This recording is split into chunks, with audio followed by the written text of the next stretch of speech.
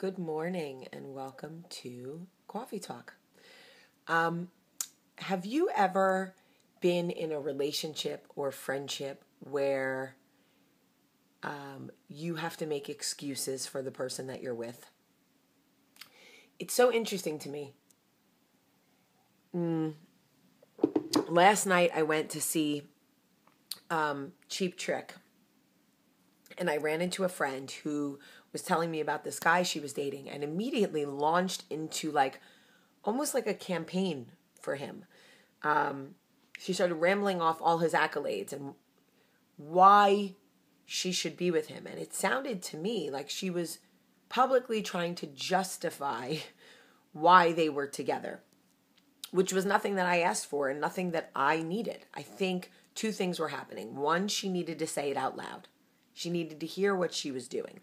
And two, I think she knew I was the kind of friend that would be like, okay, but there's a few things that don't add up, and here's like a giant red flag. Because as I gave her the advice that she knew was coming, I could see her brain working. She was receiving it. She was ready to hear it. And it got me thinking back to a relationship that I was in before Michael.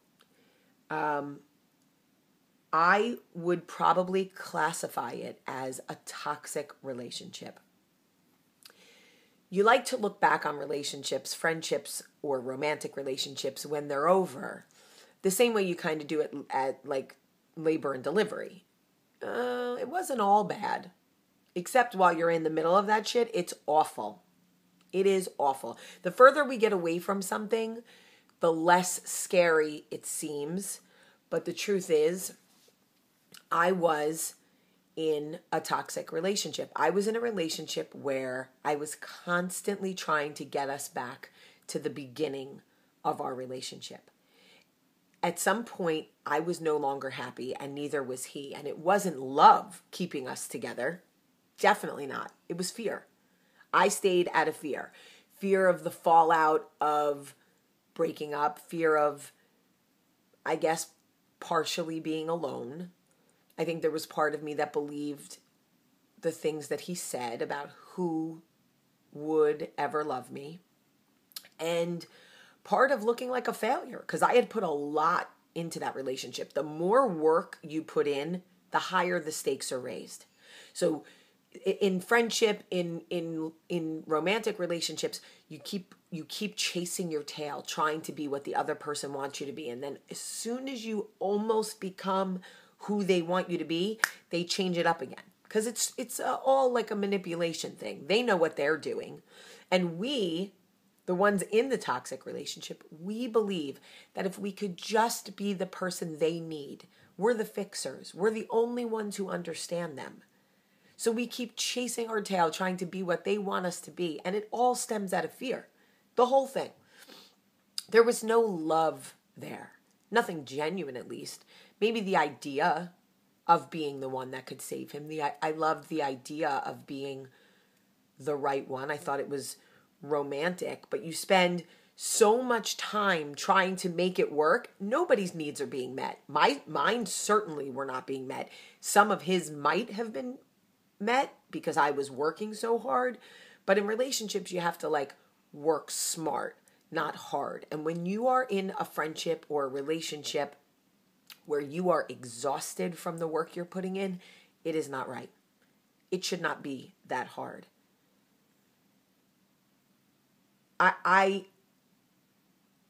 was listening. So when I was listening to her talk, I said, listen, let me talk to you from a place of where I was.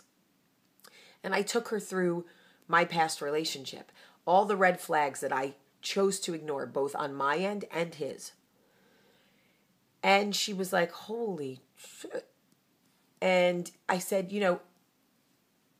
people think it's the strength that allows us to stay and fight in relationships that we know are not right for us. But the truth is, the strength is leaving, because that's the hard part. Staying becomes methodical. It becomes a habit. It becomes what people expect from us. We kind of become self-fulfilling prophecies in those situations. Leaving is the hard part. If you boil down the emotion to every big decision you have to make that you waver on, it's fear. Every time. You want to leave a relationship, but you don't know if you should go, and you months going back and forth, it's fear. Nothing else. You can fool yourself. You can dress it up and call it love. You can call it history. You can say it's children. You can do whatever you want, but what it boils down to is fear, and that's what I was experiencing. I did not want to be a failure. And then finally, I exhausted the relationship to the point that even the people's opinions that mattered to me were like, dude, what are you doing? You look like an idiot. Get out. And I was like, oh. I needed other people's almost permission to get out of my own toxic relationship. Don't do it. Look at your relationship. What is the motivating factor for staying in that relationship? If it is genuine, if it is love, then you are in the right place.